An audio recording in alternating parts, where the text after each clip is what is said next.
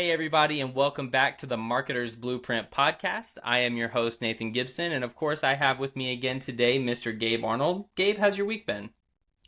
Excellent. It's been busy and productive, and I've learned a ton. So that's about all I can ask for. It's been great. That's awesome. Continuing the trend with 2025, honestly. And speaking of, the warmer weather here in the Midwest has been such a nice change for us here. And so I've been having my windows open today and enjoying the weather. But today, folks, we have a really awesome episode planned for you today. And I'm going to start with a question for you, Gabe. Get things started off the right way, like we do. So, Gabe, in your own words, what does being a thought leader mean to you?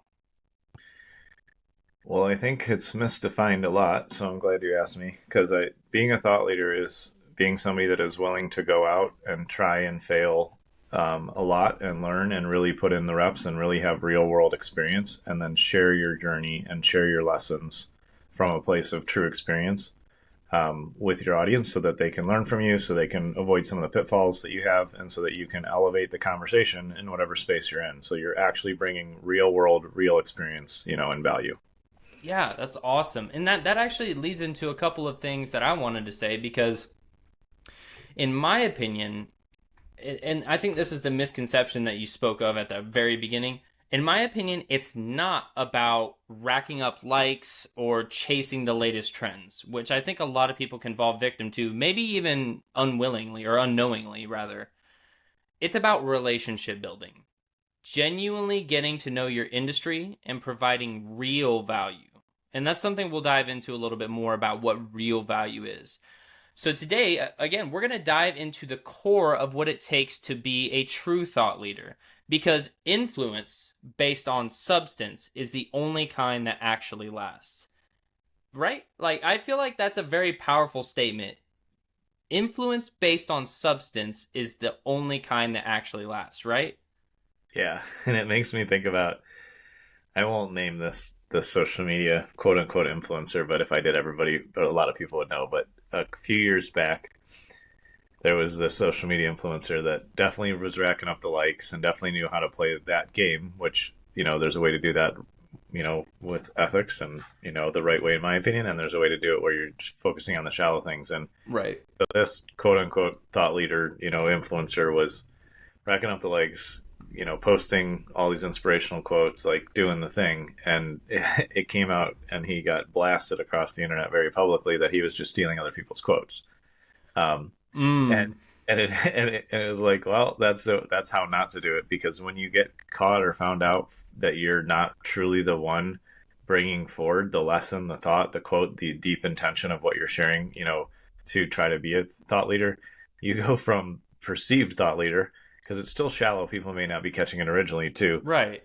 really ruining your reputation when you're speaking about things that you don't know. Like, and knowing comes from all the repetitions, all the trying and failing, like being really in the space, in the industry, or working on the thing that you want to. And so, yeah, actual substantial, experience lessons can make you a thought leader, and we talk about this off and on the show, Nathan, but Mm-hmm. you could very easily, if you chose to become a thought leader in how to create connection with, business owners through cold outreach, because you put in, I don't know, 15,000 or some gazillion number of cold calls. And so you have the right and the experience to speak to it, because you're not going to make it up when you're teaching somebody. You're not going to just Google something, or even like, hear a quote from me is great. I've done a lot of it over the years.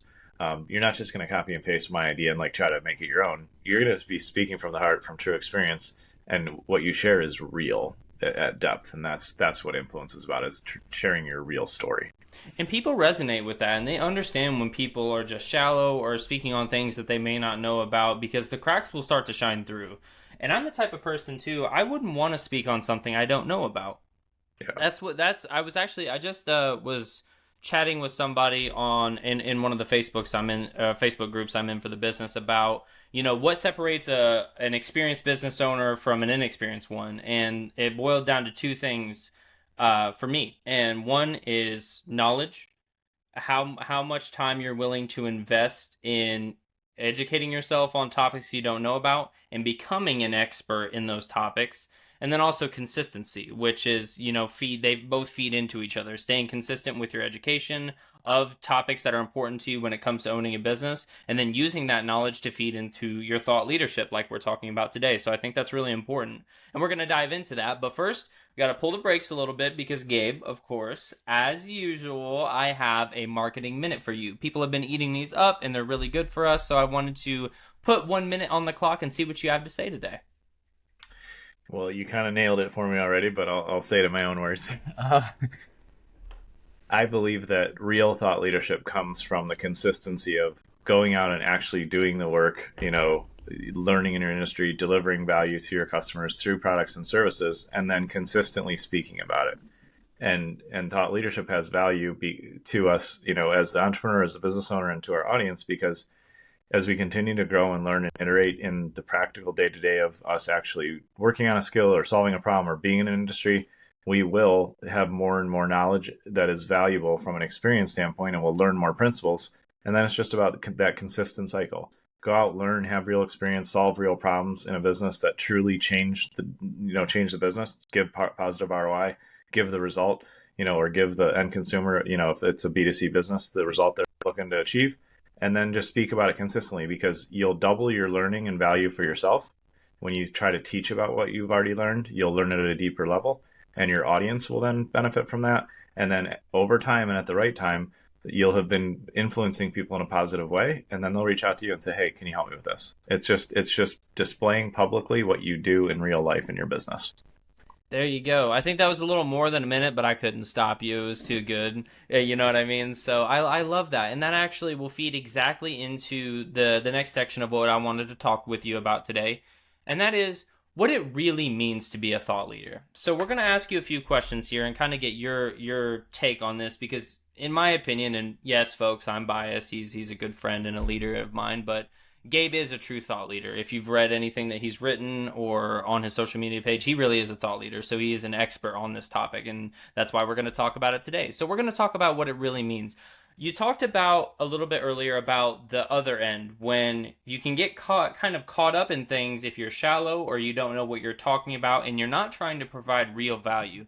So Gabe, if you had to name a thought leader that you look up to, who would they be and why?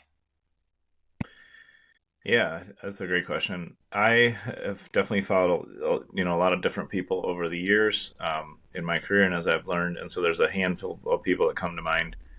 One is Marcus Lemonis, who is his biggest company is Camping World, that he's the CEO of. And then he's invested in, I think, a couple hundred other businesses, because he had a show on CNBC, I think is where it started, called The Profit, where he comes in and invests. Oh, I've heard of that. Yeah, they come in and invest with people, and he helps them, level up and learn business at the next level. And he consistently speaks about, this is how you grow a business, through investing in your people, investing in your process, and delivering, profit through the product you sell. Like, is your product excellent? And so because he's so consistent in that, I've heard him speak in person at events. He's a very humble guy. Doesn't act like he has it all together on everything, because nobody does. Nobody does.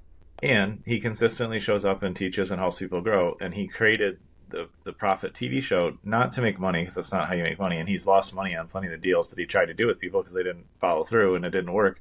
But he's created that to educate and help people. He truly is showing up from a place of service there. And so he's somebody that, I really respect as a thought leader.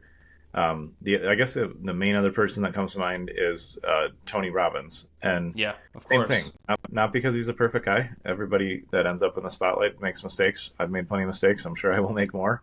But because he truly goes out and is looking for the leading edge, the cutting edge, to understand something for himself and then pass it back to his audience. So when he wrote Money Master the Game, I read it. It's a massive book, but he went and spoke to Ray Dalio and a bunch of really high level, super successful financiers, and he learned their lessons, and he broke it down in a way that anybody could apply it in their life if they're willing to take what he's sharing as a thought leader. And then he wrote another book. I can't remember the name of it, but it's his last bigger book about health optimization and all the technology that we have available to us and all the access we have to really live, truly fulfilled, high quality of lives. And so he's always learning about the biggest, cutting edge things in a lot of different areas, and then he truly just takes time to break it down, write it, share it with people. And so those are a couple people that I've followed for years that I've learned a lot of things from. And I don't have to agree with everything that a thought leader thinks or believes for me to get value from it. I hope and expect and want to follow people that are transparent about what they've learned, what they failed at, and aren't, pretending that they're perfect. And then also just like consistently sharing the same message to help people grow. And both of those guys have done that over the years for sure.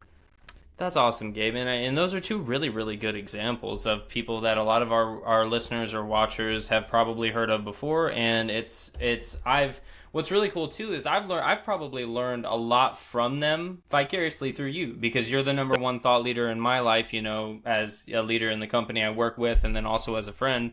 So I love that. And that's the kind of effect a true thought leader can have, right? Is that trickle down effect. Yeah. And so that leads me to a question. You brought up two great examples. Do you think either one of them care about the number of likes or follows they get? Marcus Lemonis definitely doesn't. That's not why he does it. The only reason I would say Tony Robbins probably has an awareness around that is because he is pretty sophisticated in marketing, and he understands the difference between people really following him versus like vanity metrics. There you go. I know he knows the difference between there. So does he care about the real engagement? Of course. Does he care about the fake stuff? No. Like, that's not why a true thought leader shares something. They share it so that the right people see it. And for me, when I post things, my intention is like, if one person reads that and they get value, that's why I was supposed to put it out there. And Exactly. if more people see it, that's great. If it resonates, it's helpful. But my engagement and my action of creating something to be valuable is not for the vanity metrics ever. It's always, can I actually put something out there that would solve a problem or help somebody think differently, or be in a place where they can grow from it. Even if they don't like what I say, that's fine too. Maybe they can grow from disagreeing with me, which is awesome too. So yeah, those are my thoughts on that. Yeah, and that's actually something we'll talk about a little bit later. But the reason I said that is because I wanted to highlight the difference between real engagement and vanity metrics. It's something we've talked about before, and something that should be really important to somebody who is a thought leader. You touched briefly a little bit earlier about no business owner that gets into business purely just for profit or just to make money ever succeeds. And that's a fact, because it will create so many cascading problems for your business that the likelihood of it succeeding or being culturally sound is very small, because you have to be able to provide real value or quality products to people and be passionate about that before you can make profit, right? Yeah, it's easy to get caught up in seeing, representations of success or wealth that may or may not be true, but to have the perception of, somebody with the huge office or flies a private plane or has a nice car or goes on the vacations or whatever we see that they're sharing isn't good or bad. They're sharing it. They're just sharing that. It's easy to get kind of fixated on that and think, oh, money is the goal. Money, it should not be the primary goal. It should be an indicator, a result of, or a scoreboard that shows the level of value that you give to the people you want to serve. Because if you're focused on money, it's just a token, it's just a scoreboard, then you're not actually doing the work to win the real game, which is truly figure out who you are in this world, what is your path, and then how can you make somebody else's life better.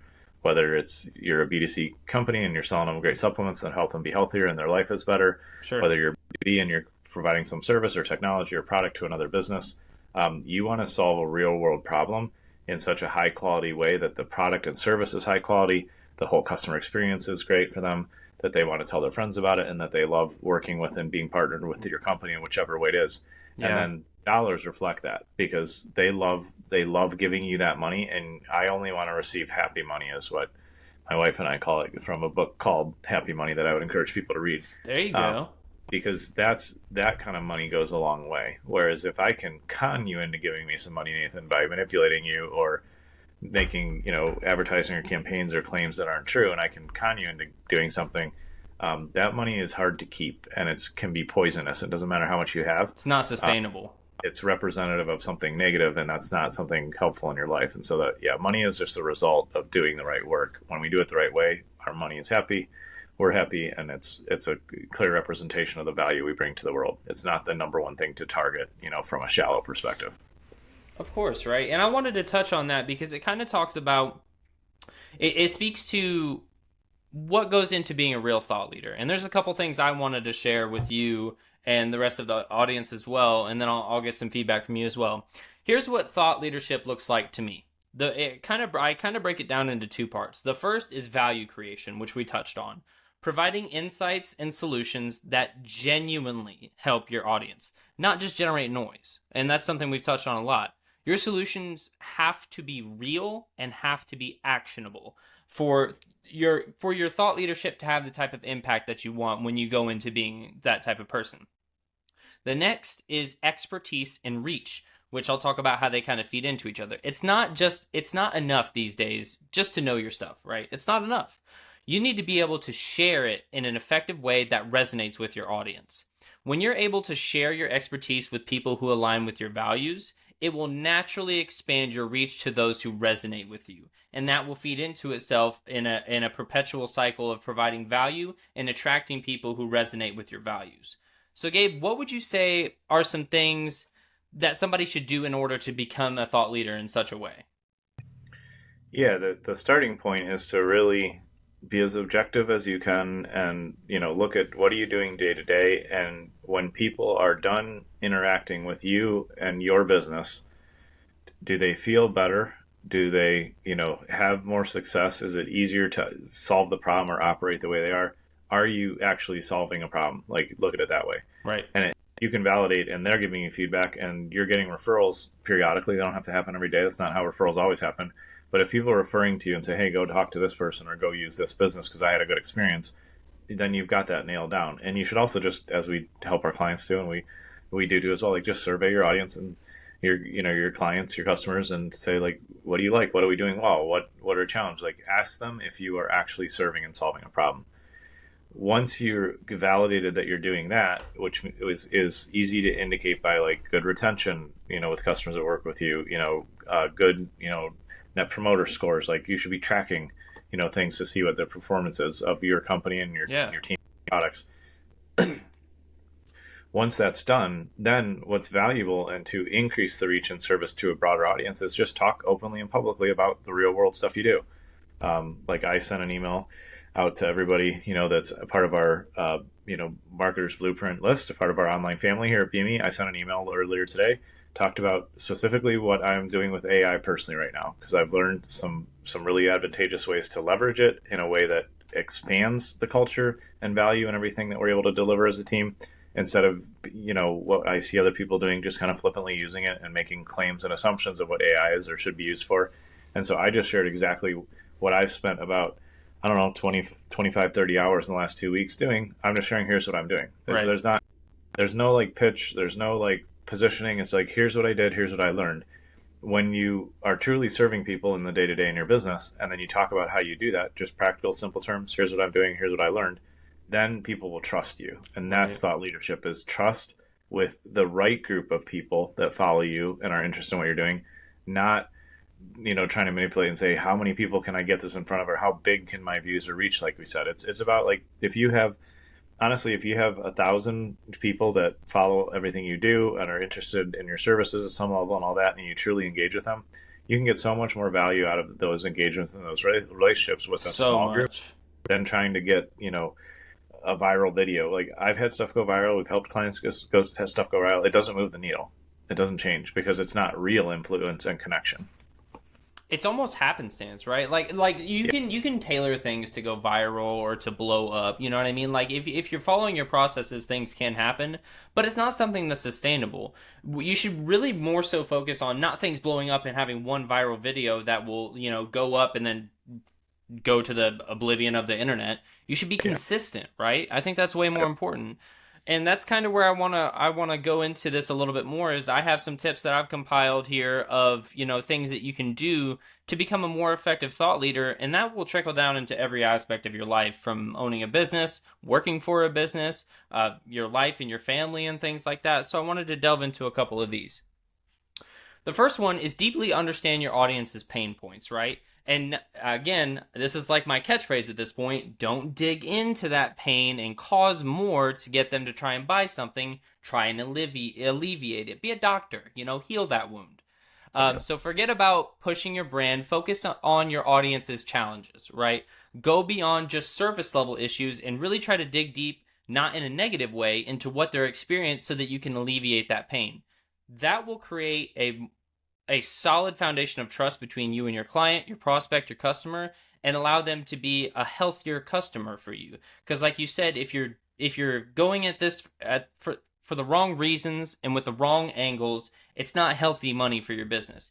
Not every piece of currency that you receive for your business is healthy. You have to learn how to attract the right audience to make the lifetime value of that consumer more worthwhile. And the only way that I've learned to do that is ethically and the right way with a place of service. So that's one that I had.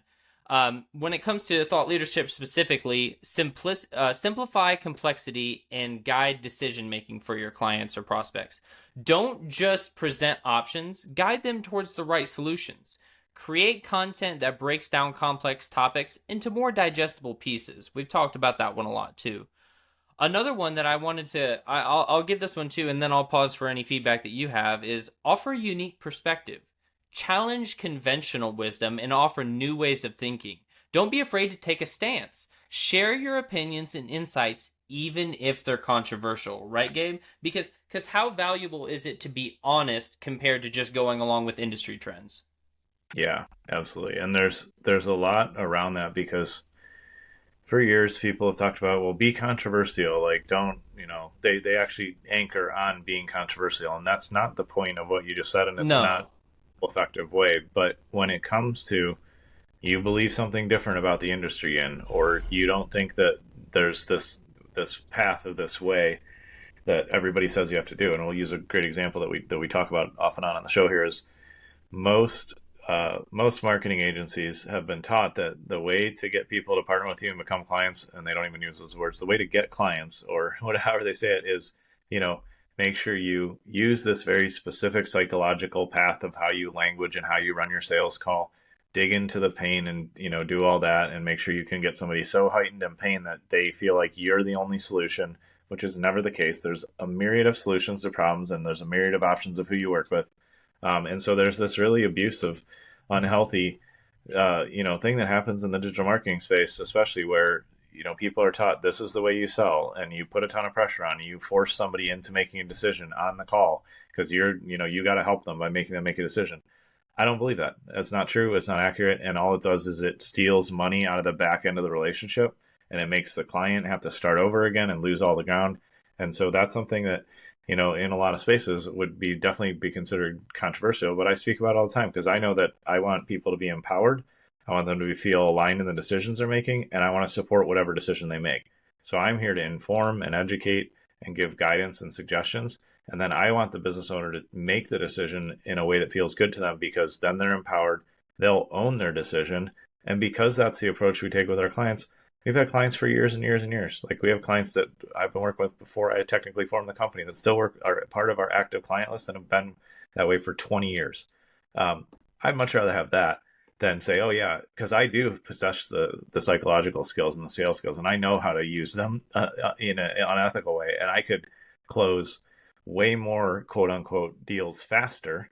But then we would lose them all on the backside, and they wouldn't have a good experience because it would have been a relationship that originated out of pain and manipulation. And so I don't believe in that. And so I do have a contrarian view compared to a lot of people. And that's fine. So all that to say, like, being controversial is fine. And you definitely should be authentic and say what you believe, but don't be controversial just for the sake of being controversial, because that's just a good point. So that's a good point. And I wanted to anchor on that a little bit too, because that's a topic that's really important to me. True sales is service. And that's something you've taught me very, very well. And one of the primary jobs of me internally, and anybody who's in a sales field that gets clients for a team that works with those clients internally, you're the front line. You're the knight in shining armor for them. You are the one who brings in these people, and they have to be the right fit, or you're going to cause internal problems too. Like you said, it's not just about, if you use these really unsavory sales methods, not only are you causing pain for the client, you're causing pain for your internal team too. And that's a controversial opinion we have. You and I are both sales professionals and have been for years now. And we do sales differently than every other company I've engaged with, period, point blank. And I've been trying to share that with people because I think it's so important and it's so much healthier for our business. That's the whole reason we had so many major successes in 2024 and really evolved our sales department as we're going into 2025 is from a place of service and gathering the right fit people. And so I think that's really, really important. I love diving into that one. Yeah. However, when it comes to the topic of thought leadership, I do have a couple extra tidbits for you guys. One of them is consistently create high value content. We use that term a lot. Thought leadership isn't a one-time thing. Gabe didn't wake up this morning and say, I'm a thought leader now. He's been a thought leader for years. And it wasn't, it may have not even been an active decision. It's just something you grew into as an entrepreneur, right? It was something that happened over time as you gained experience, as you gained wisdom into the field. And then kind of gradually you wanted to share that with people, right? Yeah, I did not wake up one day and say, today I'm going to be a thought leader, because I think that's a great way to really fail at that ideal. Right. Yeah, but I realized, like, hey, I'm learning stuff. I want to share my experiences. I want to tell people what I'm doing. And over time, people just value that I just talk about what I'm up to. And I could, without question, go back to stuff I posted 5 years ago, 10 years ago, and be like, man, like that was where I was at in my journey at that point. I don't agree with myself anymore, and that's okay. And that's the sign of a real thought leader, is somebody that's willing to just post and share, here's where I'm at, here's what I'm learning. And if you can look back and go, man, I've grown from that. Like that's probably not how That's I a approach victory. that. That's huge. So yeah, it's just about sharing the reality of where you're at in your journey, what you truly can do for people, not inflating it, not making up things that you can't actually deliver. Right.